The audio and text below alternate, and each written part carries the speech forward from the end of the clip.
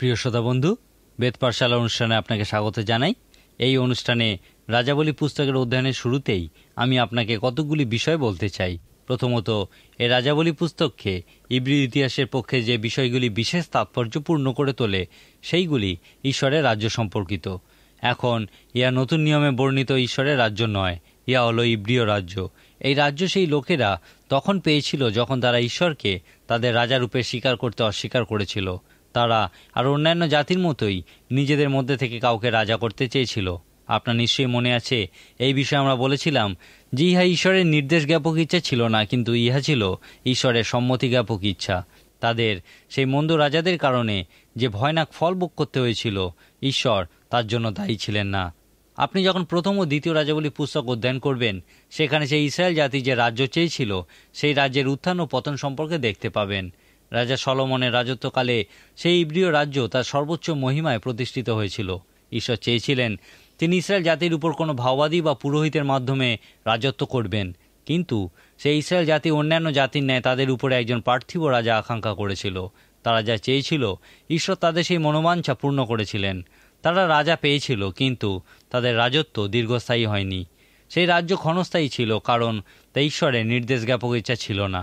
সেই জন্যই আমরা দ্বিতীয় রাজাবলী 17 অধ্যায় 24 পদে ইব্রিয় রাজ্যের উত্তর ভাগের পতনের বিষয় দেখি। প্রথম রাজাবলী পুস্তকে আমরা এই রাজ্য কিভাবে দুই ভাগে ভাগ হয়েছিল সেই বিষয়ে দেখেছি, এবং দ্বিতীয় রাজাবলী পুস্তকে আমরা দেখি যে সেই উত্তর রাজ্য এবং দক্ষিণ রাজ্য ধ্বংস হয়েছে। দ্বিতীয় রাজাবলী পুস্তকের 17 অধ্যায় 22 পদে দেখি, জারবিয়াম যে সকল পাপ করিয়াছিলেন ইসরায়েল সন্তানগণ তা সেই সমস্ত পাপ পথে চলিত, সেই সকল হইতে ফিরিল না।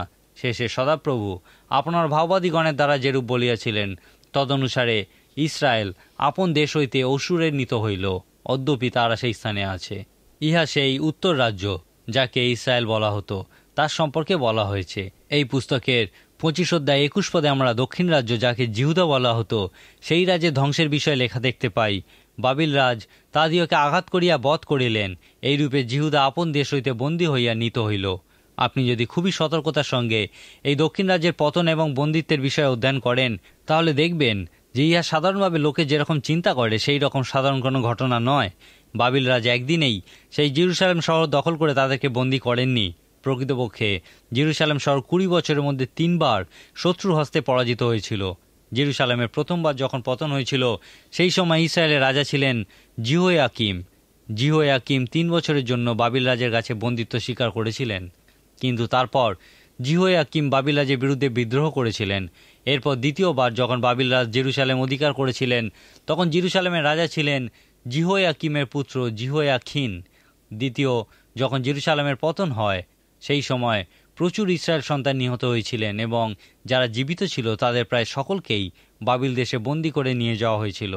এরপর বাবিল রাজ জেরুসালেমের জন্য সিদিকিয় নামক একজনকে রাজা করেছিলেন, এবং এই সিদিকিয় জেরুসালেমে প্রায় 10 বছরকাল রাজত্ব করেছিলেন, কিন্তু প্রকৃতপক্ষে তিনি বাবিল রাজের নিয়ন্ত্রণাধীন ছিলেন। কিন্তু তারপর এই সিদিকিয় বিদ্রোহ করেছিলেন, সেই জন্য তৃতীয়বার বাবিল রাজকে এই জেরুসালেম দখল করতে হয়েছিল। এই তৃতীয়বারে যখন জেরুসালেমের পতন হয়েছিল, তখন সমস্ত শহরটাকে সম্পূর্ণ ধ্বংস করে ফেলা হয়েছিল এবং প্রত্যেকে বাবিল দেশে বন্দী করে নিয়ে যাওয়া হয়েছিল। আমরা যখন ইসরা এবং নহিমীয় পুস্তক অধ্যয়ন করব, আমরা সেখানে দেখব যে সেই ইসরায়েল সন্তানদের মধ্যে অনেকেই বাবিল দেশে সেই বন্দিত্ব থেকে ফিরে এসেছিল। তারা পারস্যরাজ কোরসের সহযোগিতায় সেই বাবিল দেশ থেকে ফিরে এসেছিলেন এবং তাদের শহর ও মন্দির পুনর্নির্মাণ করেছিলেন। যে সমস্ত লোকেরা ইসরায়েল সন্তানদের এই কাজে বাধা সৃষ্টি করেছিল, তারা পারস্য রাজের কাছে অভিযোগ জানিয়ে বলেছিল, আপনার পিতৃপুরুষদের ইতিহাস পুস্তক দেখিয়ে জানিতে পারিবেন এই নগর বিদ্রোহী নগর এবং রাজাদের ও প্রদেশ সকলের পক্ষে অনিষ্টকর। এরপর যখন সেই ইতিহাস দেখা গেল এবং ইহা সত্য প্রমাণিত হলো যে সত্যি তারা বিদ্রোহী জাতি, তখন পারস্যরাজ এই নির্দেশ দিয়েছিলেন, যতদিন আমা হইতে কোনো আজ্ঞা প্রচারিত না হয় ততদিন ওই নগর নির্মাণ রহিত করিতে আজ্ঞা দাও। সেই ইব্রিয় জাতি প্রকৃতই বিদ্রোহী জাতিরূপে খ্যাতি অর্জন করেছিল। শেষবারের মতো 70 খ্রিস্টাব্দে যখন জিহুদিরা রোম সাম্রাজ্যের বিরুদ্ধে বিদ্রোহ করেছিল, তখন প্রায় 2 বছর তারা যুদ্ধ চালিয়েছিল এবং শেষ পর্যন্ত যখন পরাজয় স্বীকারে বাধ্য হয়েছিল, তখন তারা রোমীয়দের কাছে আত্মসমর্পণ না করে আত্মহত্যার পথ বেছে নিয়েছিল। জেরুসালেম তার দীর্ঘ ইতিহাসে অনেকবার ধ্বংস হয়েছে, কিন্তু 70 খ্রিস্টাব্দে জেরুজালেম শহর সম্পূর্ণ ধ্বংসপ্রাপ্ত হয় এবং আজকের দিনে যে জেরুজালেম শহর আমরা দেখি তা যীশু খ্রিস্টের সময়কার সেই প্রকৃত জেরুজালেম শহর নয়। সেই 70 খ্রিস্টাব্দ থেকে শুরু করে বিভিন্ন ধ্বংসের মধ্যে দিয়ে যাওয়ার ফলে সেই ইব্রীয় জাতির একটা ভীরু মানসিকতা গড়ে উঠেছিল। আজকের দিনে মনে করা হয় তারা একটা পরিকল্পিত, উদ্দেশ্য প্রণোদিত, ঔদ্ধত্যপূর্ণ স্বভাব গড়ে তুলেছে। তারা তাদের যুবকদের উদ্ধত হতে শিক্ষা দেয়। আজকের দিনে ইসরায়েলের প্রত্যেক যুবক ইসরায়েলীয় সশস্ত্র বাহিনীতে যোগদান করে। তারপর তাদেরকে সেই জায়গায় নিয়ে যাওয়া হয় যেখানে রোমের বিরুদ্ধে সেই ইসরায়েল সন্তানেরা লড়াই করেছিল।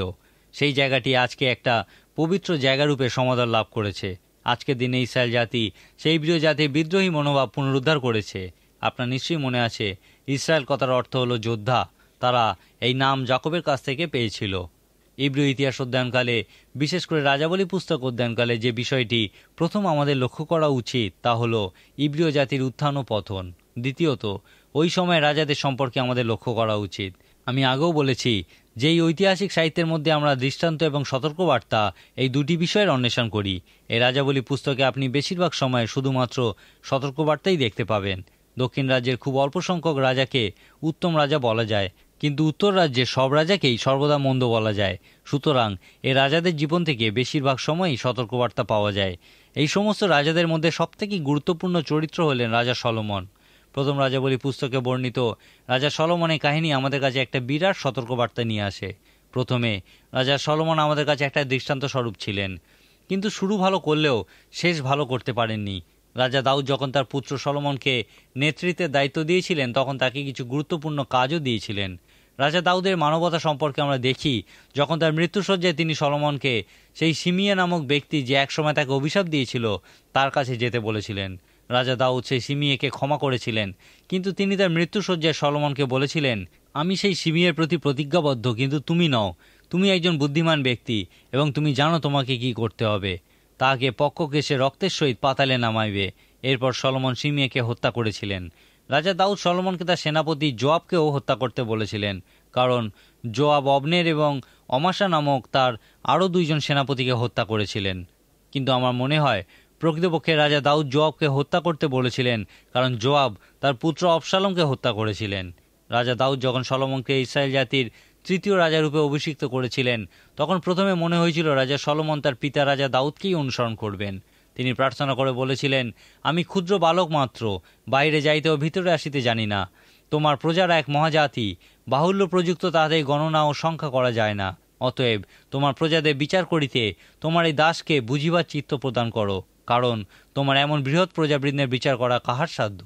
রাজা সলোমনের এই প্রার্থনার উত্তরে ঈশ্বর বলেছিলেন, তুমি আপনার জন্য ঐশ্বর্য যাচনা করো নাই এবং আপন শত্রুগণের প্রাণ যাচনা করো নাই, কিন্তু বিচার শ্রবণার্থে আপনার জন্য বুদ্ধি যাচনা করিয়াছ।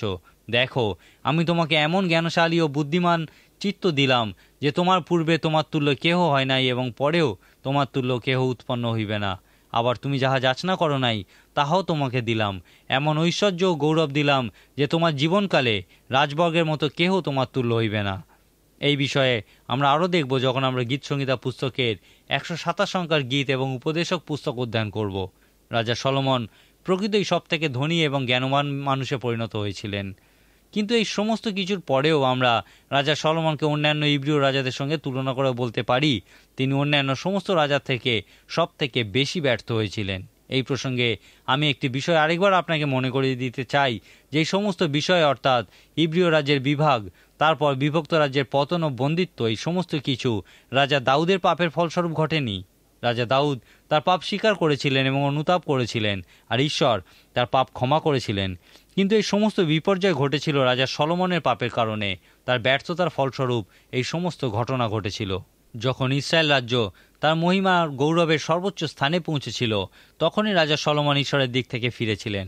রাজা সলোমনের 700 পত্নী এবং 300 উপপত্নী ছিল এবং তারাই সলোমনকে ঈশ্বরের পথ থেকে সরিয়েছিল। রাজা সলোমন কলঙ্কের পর্বত নামক একটি পর্বতে তার স্ত্রীদেরকে রেখেছিলেন। সলোমন নিজের মত বা স্বপক্ষ ত্যাগ করেছিলেন। তার স্ত্রীদের মধ্যে অনেকেই অন্যান্য দেবদেবীর আরাধনা করত এবং রাজা সলোমনের জীবনেও তা প্রভাব বিস্তার করেছিল। সম্ভবত এই পাপেরই ফলস্বরূপ সমস্ত বিপর্যয় ঘটেছিল। সেই জন্যই বলা হয় সব থেকে ধনী এবং জ্ঞানবান হয়েও রাজা সলোমন সব থেকে বেশি ব্যর্থ হয়েছিলেন। আমি বিশ্বাস করি রাজা সলোমন আত্মিকভাবে আবার ফিরে এসেছিলেন। এই বিষয়ে আমরা 3টি কারণ দেখাতে পারি। প্রথমত, 127 গীত। ইহা হলো সেই একটিমাত্র গীত যা সলোমন রচনা করেছিলেন। এখানে তিনি বলেছিলেন, যদি সদাপ্রভু গৃহ নির্মাণ না করেন তবে নির্মাতারা বৃথাই পরিশ্রম করে, যদি সদাপ্রভু নগর রক্ষা না করেন রক্ষক বৃথাই জাগরণ করে। রাজা সলোমন একজন মহান স্থাপক ছিলেন। তিনি শুধু যে সেই সুন্দর মন্দির স্থাপন করেছিলেন তা নয়, তিনি শহরও স্থাপন করেছিলেন। কিন্তু তারপর তিনি এই 127 গীতটি রচনা করেছিলেন, কারণ এর মধ্যে দিয়ে তিনি বলতে চেয়েছিলেন যে মন্দ বিষয়ের পক্ষে মন্দ কাজ করা খুবই সম্ভব, মন্দ বিষয় স্থাপন করা খুবই সম্ভব। এখানে তিনি অগ্রগণ্যতা বিষয়ে একটি গুরুত্বপূর্ণ শিক্ষা দিয়ে গেছেন। তিনি বলেছেন, সবথেকে গুরুত্বপূর্ণ যে বিষয়টি আমরা স্থাপন করতে পারি তা হলো সন্তানের জীবন। রাজা সলোমন তার সন্তানদের জীবন ঠিকমতো স্থাপন করতে ব্যর্থ হয়েছিলেন, এবং এই বিষয়ে তিনি যে অনুশোচনা করেছিলেন 127 গীত তারই প্রমাণ। এই উপদেশক পুস্তকটিতেও আমরা সলোমনের অনুশোচনার বিষয়টি দেখতে পাই। এই উপদেশক পুস্তকটি হলো সেই দ্বিতীয় প্রমাণ যে সলোমন আত্মিকভাবে ফিরে এসেছিলেন। এই পুস্তকে 12টি অধ্যায়তেই ইসরায়েলের যুবকদের উদ্দেশ্যে সলোমন মহান উপদেশ দেখতে পাই। একজন বৃদ্ধ রূপে সলোমন এখানে যুবকদের উদ্দেশ্যে বলেছেন, আমি অনেক ভুল করেছি, কিন্তু তোমরা সেই সমস্ত ভুল করো না। আমার ব্যর্থতা থেকে শিক্ষা করো, আমার অভিজ্ঞতা থেকে শিক্ষা করো। অতএব আমরা এখান থেকে বলতে পারি রাজা সলোমন আত্মিকভাবে ফিরে এসেছিলেন। রাজা সলোমন যে আত্মিকভাবে ফিরে এসেছিলেন তার তৃতীয় প্রমাণ রূপে বলতে পারি যে বংশাবলী পুস্তকে যখন এই সময়ের ইতিহাসে পুনরাবৃত্তি দেখি, সেখানে দেখি যে রাজা দাউদের পাপের কথা যেমন উল্লেখ করা হয়নি, তেমনি রাজা সলোমনের পাপের বিষয়েরও উল্লেখ এখানে নেই। অর্থাৎ আমার মনে হয় সলোমন তার পাপ স্বীকার করে অনুতাপ করেছিলেন এবং ঈশ্বর তার পাপ ক্ষমা করেছিলেন। কিন্তু তবুও রাজা সলোমন আমাদের কাছে একটা মহান সতর্কবার্তা বহন করে আনে। যদি আপনার কাছে বাইবেল থাকে তাহলে আপনি আমার সঙ্গে দ্বিতীয় রাজাবলী পুস্তকের 18 অধ্যায় খুলুন। এই 2টি রাজাবলী পুস্তকে আমরা যখন বিভিন্ন রাজাদের বিষয়ে অধ্যয়ন করি, দেখি যে উত্তর রাজ্যের সব রাজারাই ছিল মন্দ। এই সমস্ত রাজাদের জীবন থেকে আপনি কোনো দৃষ্টান্ত পাবেন না, কিন্তু শুধুই সতর্কবার্তা দেখতে পাবেন। কিন্তু দক্ষিণ রাজ্য আপনি এমন কিছু রাজা দেখা পাবেন যারা অন্তত কিছু সময়ের জন্যেও উত্তম রাজারূপে নিজেদেরকে প্রতিষ্ঠিত করেছিলেন। হিজকিয় রাজা একজন উত্তম রাজা ছিলেন। তিনি কিছু ভালো কাজ করেছিলেন। তার কাজের ভিত্তিতে আমরা তাকে দৃষ্টান্ত রূপে দেখতে পারি। লেখা আছে, তিনি উচ্চস্থলী সকল উচ্ছিন্ন করিলেন ও স্তম্ভ সকল ভগ্ন করিলেন, আর মসি যে পিত্তলময় সর্প নির্মাণ করিয়াছিলেন তা ভাঙিয়া ফেলিলেন। কেননা সেই সময় পর্যন্ত ইসরায়েল সন্তানগণ তাহার উদ্দেশ্যে ধূপ জ্বালাইত। তিনি ইসরায়েলের ঈশ্বর সদাপ্রভুতে নির্ভর করিতেন, আর তাহার পরে জিহুদার রাজগণের মধ্যে কেহ তাহার তুল্য হন নাই, তাহার পূর্বেও ছিল না। সদাপ্রভু মসিকে যে সকল আজ্ঞা দিয়েছিলেন সে সমস্ত পালন করিতেন, আর সদাপ্রভু তাহার সহবর্তী ছিলেন। হিজকিয় রাজার জীবনের অনেক কিছুই আমাদের কাছে দৃষ্টান্ত স্বরূপ। তার জীবন থেকে আমরা কিছু সতর্কবার্তাও দেখতে পাই। হিজকিয় রাজা যখন অসুস্থ হয়েছিলেন, ঈশ্বর যিশাইয় ভাববাদীর মাধ্যমে তার সঙ্গে কথা বলেছিলেন। লেখা আছে, যিশাইয় ভাববাদী তাহার নিকটে আসিয়া কহিলেন, সদাপ্রভু এই কথা কহেন, তুমি আপন বাটির ব্যবস্থা করিয়া রাখো, কেননা তোমার মৃত্যু হইবে, তুমি বাঁচিবে না। হিজকিয় রাজা দেয়ালের দিকে মুখ করে কেঁদেছিলেন এবং প্রার্থনা করেছিলেন। তিনি একটি খুব সুন্দর প্রার্থনা করেছিলেন। হিজকিয় রাজা অতিশয় রোদন সহকারে প্রার্থনা করেছিলেন যেন ঈশ্বর তার জীবন রক্ষা করেন। তারপর আমরা দেখি ঈশ্বর যিশায় ভাববাদীর মাধ্যমে সেই সুন্দর বার্তা পাঠিয়েছিলেন। ঈশ্বর তাকে বলেছিলেন, আমি তোমার প্রার্থনা শুনিলাম, আর আমি তোমার আয়ু 15 বৎসর বৃদ্ধি করিব।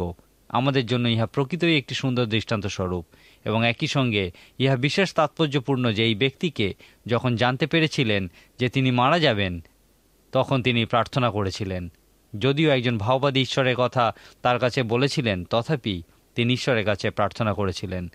এখন যদি আপনাকে কেউ বলে যে আপনি মারা যেতে চলেছেন, তখন খুব স্বাভাবিকভাবেই আপনি প্রার্থনা করবেন, যদি সম্ভব হয়, প্রভু আমার প্রাণ রক্ষা করো। আমি বিশ্বাস করি আমাদের প্রত্যেকের এই রকম আরোগ্যতার জন্য প্রার্থনা করার অধিকার আছে, কিন্তু আমাদের প্রার্থনা যীশু খ্রিস্টের শেখানো প্রার্থনার মতো হওয়া উচিত। আমার ইচ্ছা নয়, কিন্তু তোমার ইচ্ছাই পূর্ণ হোক। মাঝে মাঝে আমরা এমন রোগগ্রস্ত হয়ে পড়ি যে আমাদের মৃত্যুর আশঙ্কা থাকে। আমরা জানি নতুন নিয়মে লাসার যখন অসুস্থ হয়েছিলেন, যীশু খ্রিস্ট বলেছিলেন, এই অসুস্থতার উদ্দেশ্য মৃত্যু নয়, কিন্তু সদাপ্রভু যেন গৌরবান্বিত হন। কিন্তু মাঝে মাঝে আমাদের অসুস্থতার উদ্দেশ্য রূপে আমরা মৃত্যুমুখে পতিত হই। সর্বোপরি যদি এই জীবনের পরবর্তী মাত্রায় সবুজ ভূমি না শুকিয়ে যায় এবং বিশ্রাম জল না অশান্ত হয়, তাহলে এই সমস্ত বিষয় লাভ করার জন্য আমাদেরকে জীবনে সেই মাত্রায় পৌঁছতে হবে। কিন্তু রোগগ্রস্ত অবস্থায় ঈশ্বরের কাছে আরোগ্যের প্রার্থনা করার অধিকার আমাদের আছে। হিজকিয় রাজা ইহাই করেছিলেন এবং ঈশ্বর তার আয়ু 15 বছর বৃদ্ধি করেছিলেন।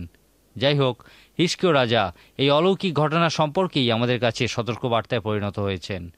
একদিন বাবিল দেশ থেকে কিছু অতিথি হিজকিয় রাজার কাছে এসেছিলেন। তিনি তাদেরকে তার সমস্ত কোষ, ধনাগার, অস্ত্রাগার ঘুরিয়ে দেখিয়েছিলেন। তারপর যিশায় ভাওবাদী হিজকিয় রাজাকে জিজ্ঞাসা করেছিলেন, উহারা আপনার বাটিতে কি কি দেখিয়াছে? হিজকিয় রাজা তাকে বলেছিলেন, আমার বাটিতে যাহা যাহা আছে সকলই দেখিয়াছে, তাহাদিওকে না দেখাইয়াছি আমার ধনাগার সমূহের মধ্যে এমন কোনো দ্রব্য নাই। তখন যিশায় ভাওবাদী উত্তর দিয়ে বলেছিলেন, এমন সময় আসিতেছে যখন তোমার বাটিতে যে কিছু আছে এবং তোমার পিতৃপুরুষদের সঞ্চিত যাহা যাহা অদ্য পর্যন্ত রহিয়াছে সকলই বাবিলে নিত হইবে, ইহা সদাপ্রভু কহেন। আর যাহারা তোমা হইতে উৎপন্ন হইবে তোমার সেই সন্তানগণের মধ্যে কয়েকজন নিত হইবে এবং তাহারা বাবিল রাজের প্রাসাদে নপুংসক হইবে। এখানে যিশায় ভাওবাদী বাবিল রাজের মাধ্যমে জেরুসালেমের পতনের ভবিষ্যৎবাণী করেছিলেন। এরপর হিজকিয় রাজা বলেছিলেন, আপনি সদাপ্রভু যে বাক্য কহিলেন তাহা উত্তম। তিনি আরও কহিলেন, যদি আমার সময়ে শান্তি ও সত্য হয় তবে তাহা কি উত্তম নয়? হিজকিয় রাজা শুধুমাত্র নিজের সময়কালের কথা চিন্তা করেছিলেন, আর সন্তানদের সেই বাবিল দেশে শৃঙ্খলাবদ্ধ অবস্থায় বন্দী করে নিয়ে যাওয়া হয়েছিল এবং তাদেরকে নপুংসকে পরিণত করা হয়েছিল। এখান থেকে আমরা হিজকিয় রাজাকে একজন আদর্শ পিতা বলতে পারি না। তিনি শুধুমাত্র নিজের কথা চিন্তা করেছিলেন, তার সন্তানদের বিষয়ে কিছুই চিন্তা করেননি। এই বই দুটি থেকে ইব্রীয় রাজ্যের উত্থান ও পতন ছাড়া আরও কিছু বিষয় লক্ষ্য করা উচিত। এখান থেকে লক্ষ্য করুন সেই সমস্ত রাজাদের বিষয় যারা আমাদের কাছে দৃষ্টান্ত স্বরূপ এবং সেই সমস্ত রাজাদের বিষয় যাদের জীবন বেশিরভাগ সময় আমাদের জন্য সতর্কবার্তা নিয়ে আসে। আমরা আগেই বলেছিলাম যে এই বইগুলি থেকে আমরা তৃতীয় বিষয়রূপে সেই সমস্ত ভাওবাদীদের বিষয় লক্ষ্য করব। এই রাষ্ট্রীয় সাহিত্য বিষয়ক বইগুলিতে আমরা সেই ভাওবাদীদের দৃষ্টান্ত রূপে দেখতে পাই। আমি আগেই বলেছিলাম যে কিছু কিছু ভাওবাদী আমাদের কাছে সুপরিচিত নন, এমনকি কোনো কোনো ভাওবাদীর নাম পর্যন্ত আমরা জানি না। কিন্তু আমরা কিছু সুপরিচিত মহান ভাওবাদী সম্পর্কেও দেখতে পাই, যেমন প্রথম রাজাবলী পুস্তকে এলীয় ভাওবাদী এবং দ্বিতীয় রাজাবলী পুস্তকে ইলিশায় ভাওবাদী। দ্বিতীয় রাজাবলী পুস্তকে বর্ণিত অরাম রাজার সেনাপতি আরোগ্য লাভের জন্য ইলিশায় ভাওবাদীর কাছে আসার কাহিনী আমার খুবই ভালো লাগে। এই সময় অরামিয়ারা ইসরায়েলের উত্তর রাজ্য অধিকার করার প্রস্তুতি নিচ্ছিল। তাদের সেনাবাহিনীর সেনাপতি, যার নাম ছিল নামান, একজন কুষ্ঠরোগী ছিলেন।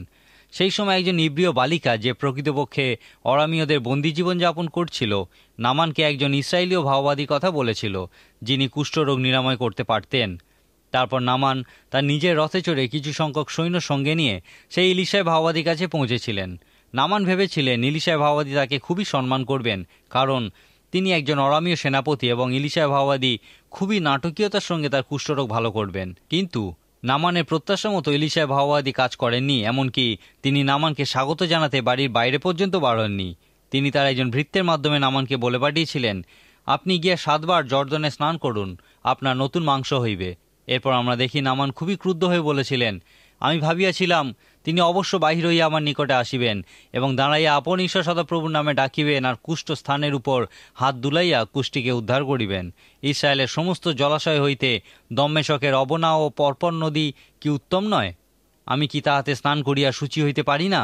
কিন্তু নামানের দাসেরা তাকে বুঝিয়ে বলেছিলেন, ওই ভাওবাদী যদি কোনো মহৎ কর্ম করিবার আজ্ঞা আপনাকে দিতেন, আপনি কি তাহা করিতেন না? তবে স্নান করিয়া শুচি হউন, তাহার এই আজ্ঞাটাই কি মানিবেন না? এরপর নামান এই বিষয়ে কিছুক্ষণ চিন্তা করে তার সিদ্ধান্ত পরিবর্তন করেছিলেন এবং সেই জর্দন নদীতে গিয়ে তাকে যা করতে বলা হয়েছিল সেই মতো 7 বার ডুব দিয়ে স্নান করেছিলেন।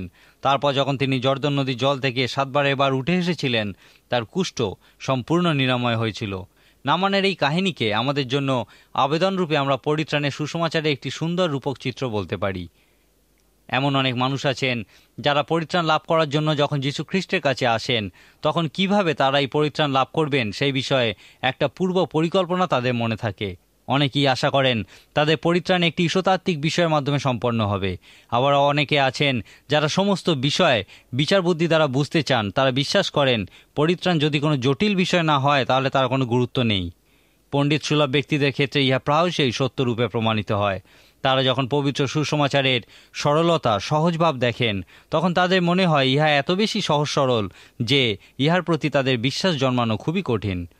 তারা সম্ভবত বিশ্বাস করেন যে পরিত্রাণ শুধুমাত্র তাদেরই লাভ করা উচিত যাদের সমস্ত বিষয় বিচার বুদ্ধি দ্বারা বোঝার ক্ষমতা আছে। কোনো কোনো ক্ষেত্রে তারা ইহাও মনে করেন যে পরিত্রাণ শুধুমাত্র শিক্ষিত লোকেদেরই লাভ করা উচিত।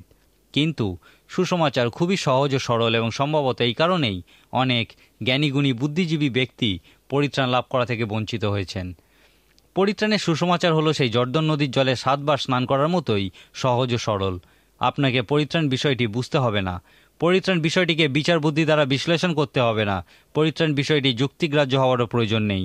আপনি পরিত্রাণ সম্পর্কে যেরকম চিন্তাভাবনা করেন পরিত্রাণ বিষয়টিকে সেই রকমই হতে হবে, তারও কোনো অর্থ নেই। শুধুমাত্র সেই যাও এবং জর্দন নদীতে 7 বার স্নান করো এই নির্দেশ শুনে তা বিশ্বাস করতে হবে এবং সেই নির্দেশের প্রতি বাধ্য থাকতে হবে, কারণ এই সহজ সরল সোজা নির্দেশই আপনার আত্মা রক্ষা করতে পারে, আপনার যাবতীয় সমস্যার সমাধান করতে পারে, আপনাকে পরিত্রাণ দিতে পারে। ইহাই হলো কুষ্টি নামান এবং ইলিশায় ভাওবাদী কাহিনীর প্রধান আবেদন। আসুন এখন আমরা আরেকবার সেই ভাওবাদীদের দিকে তাকাই এবং আরেকটি বিষয় লক্ষ্য করি। এই ভাওবাদীরা শুধুমাত্র সেই সমস্ত মানুষ ছিলেন না যাদের মধ্যে দিয়ে ঈশ্বর কথা বলেছিলেন। তারা যে শুধুমাত্র ঈশ্বরের বাক্যের পক্ষে দাঁড়িয়েছিলেন এবং তা উজ্জ্বল করেছিলেন তা নয়, কিন্তু তারা সেই সময় পর্যন্ত যে কোনো সমস্যায় উঠে দাঁড়িয়েছিলেন। এক অর্থে আমরা বলতে পারি যেখানে কোনো সমস্যা নেই সেখানে কোনো ভাওবাদীও নেই, কিন্তু যখনই কোনো সমস্যার সৃষ্টি হয় সেখানে কোনো ভাওবাদীর আবির্ভাব ঘটে। এই বিষয়ে আমরা দেখতে পাবো যখন দেখব ঈশ্বরের কাজ বাধাপ্রাপ্ত হয়েছে। যখনই ঈশ্বরের কাজ বাধাপ্রাপ্ত হয়েছিল ঈশ্বর কোনো ভাওবাদীকে তুলেছিলেন। সেই সময় সেই ভাওবাদী প্রচারের কেন্দ্রস্থলে সর্বদা সেই বাধার বিষয়টি থাকত, যতদিন পর্যন্ত না সেই বাধা দূর হয় এবং ঈশ্বরের কাজ মসৃণভাবে এগিয়ে চলে। তারপর লক্ষ্য করবেন যে যখন ঈশ্বরের কাজ মসৃণভাবে এগিয়ে চলতে চলতে আবার বাধাপ্রাপ্ত হয় তখন ঈশ্বর অন্য আরেকজন ভাওবাদীকে তোলেন। এই সমস্ত ভাওবাদীর মূল কাজ হলো সমস্ত বাধার অপসারণ করে ঈশ্বরের কাজ মসৃণ গতিতে এগিয়ে নিয়ে যাওয়া। নতুন নিয়মে মণ্ডলী হলো ঈশ্বরের কাজ। ঈশ্বর তার মণ্ডলী গড়ে তুলছেন। যখনই সেই মণ্ডলী কোনো বাধাপ্রাপ্ত হয়েছে ঈশ্বর কোনো সাধু ব্যক্তিকে তুলেছেন এবং তিনি তারপর সেই মণ্ডলীর উদ্দেশ্যে পত্র লিখেছেন। পুরাতন নিয়মে ঈশ্বর একজন ভাওবাদীকে তুলেছিলেন, তিনি একটি ভাওবাণী বিষয়ক বই লিখে রেখে গেছেন। একইভাবে নতুন নিয়মেও ঈশ্বর একজন সাধু ব্যক্তিকে তুলেছিলেন, যিনি কয়েকখানি পত্র লিখেছেন, যেগুলি সেই মণ্ডলীকে বলেছিল কিভাবে তারা সেই সমস্ত বাধা অতিক্রম করে ঈশ্বরের কাজ খুবই মসৃণভাবে এগিয়ে নিয়ে যেতে পারে। সংক্ষেপে আমি আরেকবার আপনাকে মনে করিয়ে দিই, যখন আপনি প্রথম ও দ্বিতীয় রাজাবলী পুস্তক অধ্যয়ন করবেন তখন সেই ইব্রিয় রাজ্যের উত্থান ও পতনের বিষয় লক্ষ্য করুন। সেই রাজ্যের বিষয় থেকে আমরা আবেদন রূপে এই শিক্ষা লাভ করি যে আজকের দিনে ঈশ্বর তার মণ্ডলী রূপ পবিত্র জাতির সঙ্গে কি করতে চান। তারপর সেই রাজাদের বিষয় লক্ষ্য করুন। তাদের বেশিরভাগেরই জীবন আমাদের জন্য সতর্কবার্তা স্বরূপ এবং কয়েকজন রাজার জীবন আমাদের কাছে দৃষ্টান্ত স্বরূপ। তারপর আবার এই দুটি বই থেকে সেই ভাওবাদীদের বিষয়ে লক্ষ্য করুন। তারা আমাদের জন্য প্রকৃত সুন্দর দৃষ্টান্ত স্বরূপ। এদের মাধ্যমেই ঈশ্বর আমাদের সঙ্গে কথা বলেন। তাই তাদের জীবনযাপন এবং তারা কি বলছেন সেই দিকে বিশেষ লক্ষ্য রাখুন এবং তা আপনি পালন করুন। তারপর ঈশ্বর সেই নামানের কাহিনীর মধ্যে দিয়ে যে শুভ সংবাদ আমাদেরকে দিয়েছেন সেই বিষয়ে লক্ষ্য করুন। হয়তো তা খুবই সাধারণ, খুবই সহজ, খুবই সরল শুনতে লাগে, কিন্তু নামানের মতো তা বিশ্বাস করুন এবং আপনার আধ্যাত্মিক কুষ্ঠরোগ থেকে পরিত্রাণ লাভ করুন। যীশুখ্রিস্ট বলেন, আমাকে অনুসরণ করো, আমার উপরে বিশ্বাস রাখো। আপনি কি ইহা করেছেন? যদি না করে থাকেন তাহলে আজই করুন। আজকের মতো আমার সময় এখানেই শেষ। আশা করব আমাদের আগামী দিনের অনুষ্ঠানে আপনি অবশ্যই আমাদের সঙ্গে উপস্থিত থাকবেন। ঈশ্বর আপনার মঙ্গল করুন।